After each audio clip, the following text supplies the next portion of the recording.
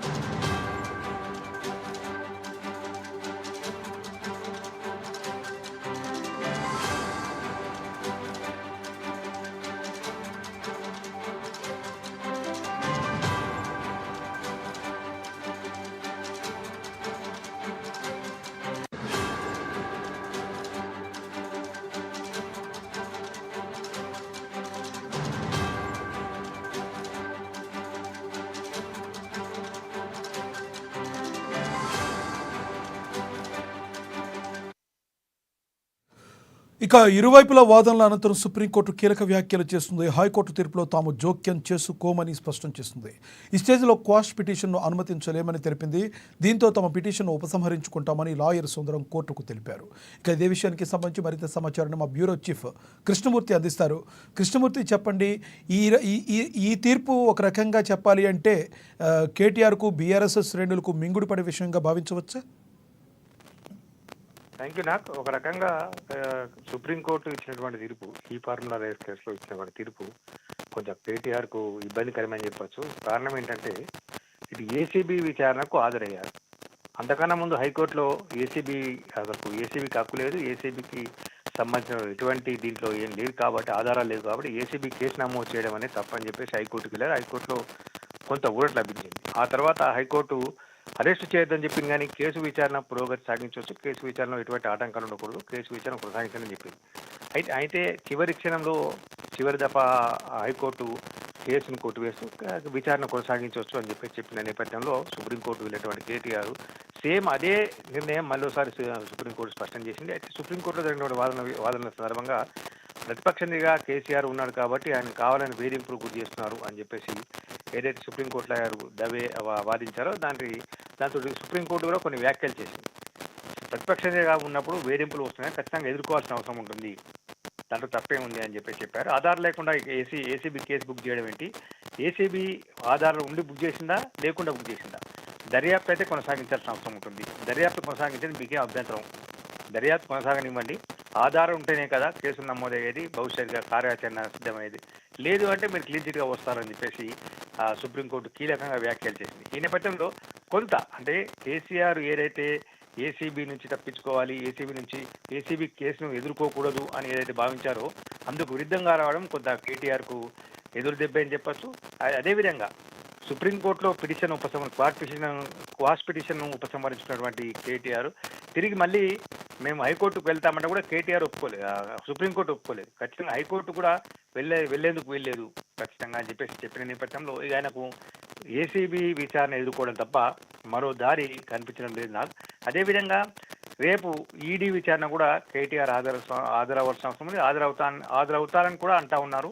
ఇప్పటి వరకు అయితే ఏసీబీ విచారణ ఎదుర్కొనే నేపథ్యంలో ఈడీ విచారణను ఎదుర్కొనేందుకు కూడా కేటీఆర్ సన్నద్ధమని తెలుస్తుంది. ఎందుకంటే ఇప్పటి వరకు ఈడీకి విచారణకు నేను హాజరు కాను, మరోసారి సమయం అనేది కోరలేదు కాబట్టి ఖచ్చితంగా రేపు ఈడీ విచారణ ఎదుర్కొనేందుకు కేటీఆర్ సిద్ధమవుతున్నది తెలుస్తుంది. ఈడీ విచారణ సందర్భంగా మరోసారి అడ్వకేట్తో వెళ్తానంటారా, లేదు అంటే తానే వెళ్ళి ఖచ్చితంగా నేనేం చేయలేదని చెప్పుకుంటారా, ఏం చేస్తారనే విషయం కొంత ఆసక్తిగా ఉంది. మొత్తంగా ఈడీ కూడా కేటీఆర్ను అంటే డబ్బుల మళ్లింపు విషయంలో మాత్రమే ఈడీ ఈడీ ప్రశ్నించేందుకు అవకాశం ఉంది. కాబట్టి ఈడీ విచారణలో ఏమి ప్రశ్నలు రాబోతున్నాయి, తాను ఏ రకంగా దానికి జవాబు చెప్పాల్సిన అవసరం ఉంది అన్న విషయాలను కూడా న్యాయ నిపుణులతోటి కేటీఆర్ తన నివాసంలో కొంత చర్చ జరుపుతా ఉన్నారు.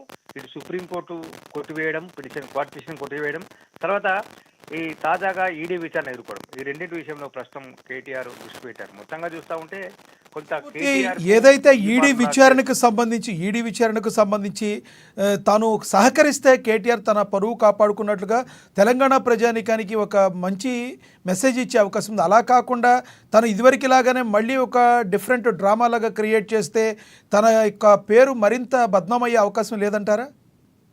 ఖచ్చితంగా ఉంది. కాబట్టి అంటే దర్యాప్తు సంస్థలను తాను చెప్పిన విధంగా వినాలి అనే ఉద్దేశంతో కేటీఆర్ ఫ్యామిలీ, కేసీఆర్ ఫ్యామిలీ ఉన్నట్టుగా గతంలో జరుగుతున్న వాటి ఘటనల విషయంలో కూడా ప్రశ్నిస్తే మనం అర్థమవుతోంది. గతంలో నిజామాబాద్ ఎంపీ ధర్మపురి అరవింద్ కొన్ని వ్యాఖ్యలు చేశారు. కవిత ఏదైతే ఢిల్లీ లిక్కర్ స్కామ్ కేసులో విచారణ ఎదుర్కొన్నటువంటి కవిత ఈడీ విచారణకు రావాలని కవితను కోరినప్పుడు కవిత చెప్పి తన నివాసంలోనే విచారించాలి, నేను రాను దర్యాప్తు సంస్థకు అని చెప్పి సుప్రీంకోర్టు వరకు కూడా వెళ్ళారు కవిత కూడా. అయితే ఈ దఫా కూడా కేటీఆర్ అదే రకంగా వివరిస్తారా, లేదు అంటే వెళ్తారా? ఒకవేళ కేటీఆర్ వెళ్తే ఏం జరగబోతుంది అనే విషయంలో ఆసక్తికరంగా మారింది. ఒకవేళ మీరు అన్నట్టుగా కొంత అంటే ఈడీ విచారణకు వెళ్ళి దర్యాప్తు సంస్థలకు పూర్తి స్థాయిలో సహకరిస్తే ఆయన క్రెడిబిలిటీ అనేది పెరిగే అవకాశం ఉంది. లేదు అంటే ఇదే రకమైనటువంటి వ్యవహారంతో వివరిస్తే మన ఏసీబీ కార్యాలయంకి వరకు వచ్చి నేను అడ్వకేట్తోనైతే వస్తా, లేకపోతే లేదు అని అధికారులనే దిగమక పెట్టే విధంగా వివరించినటువంటి కేటీఆర్ ఇప్పుడు ఈడీ దగ్గర కూడా అదే రకంగా వివరిస్తే కొంత ఇబ్బందికర పరిస్థితి ఉంది. ప్రజల్లో మరోసారి ఆయన చర్చనీయాంశంగా మారే అవకాశం ఉంది. అంటే తప్పు చేశారు కాబట్టి ఆ తప్పు నుంచి తప్పించుకునేందుకు ఈ రకమైన వ్యవహారాలు చేస్తూ ఉన్నారేమో అన్న అనుమానాలు ప్రజల్లో బలంగా నాటుకుపోయే అవకాశం అయితే ఉన్నాయి. అయితే దీని విషయంలో ఏ రకంగా వివరిస్తారు, ఏం చేయబోతారు అనే విషయంలో కొంత సాయంత్రం వరకు కొంత క్లారిటీ వచ్చే అవకాశం ఉంది. ఈడీ విచారణకు వెళ్లేందుకు సన్నద్ధమవుతున్న నేపథ్యంలో కొంత న్యాయ నిపుణులతోటి, కొంత సలహాదారులతో వాళ్ళకి వ్యవహరిస్తూ ఉన్నారు, వాళ్ళతో చర్చిస్తూ ఉన్నారు, వాళ్ళతో మాట్లాడుతూ ఉన్నారు. కాబట్టి ఈ సందర్భంగా ఈ చర్చల అనంతరం ఏం చేయబోతున్నారు, ఈడీ విచారణకు రేపు ఎన్ని గంటలకు వెళ్తారు అనే విషయం కూడా కొంత వచ్చే అవకాశం ఉంది. ఎవరైనా తోడుగా తీసుకెళ్తారా? అయితే ఈడీ ఇప్పటికే ఏసీబీ విషయంలో హైకోర్టు చాలా స్పష్టంగా ఇచ్చింది, ఎటువంటి న్యాయవాదులను అనుమతించబోము, న్యాయవాదులను అనుమతించేది లేదు, న్యాయవాది అవసరమైతే దూరం చూడాలని చెప్పేసి ఏసీబీ కార్యాలయంలో ఉన్నటువంటి లైబ్రరీ హాల్లో కూర్చొని చూడమని చెప్పారు. న్యాయవాది ఆ విధంగా చేశారు. అయితే ఈడీ విషయంలో ఇంకా హైకోర్టుకు వెళ్లేందుకు కేటీఆర్ సమయం లేదు. కాబట్టి ఇప్పుడు ఈడీని విషయంలో కూడా నేను న్యాయవాదితో వెళ్తా అంటారా, లేదు అంటే తానే స్వయంగా వెళ్ళి హాజరై వస్తారా అనే విషయంలో కొంత స్పష్టత రావాల్సిన అవసరం ఉంది నాకు. Thank you Krishnamurthy.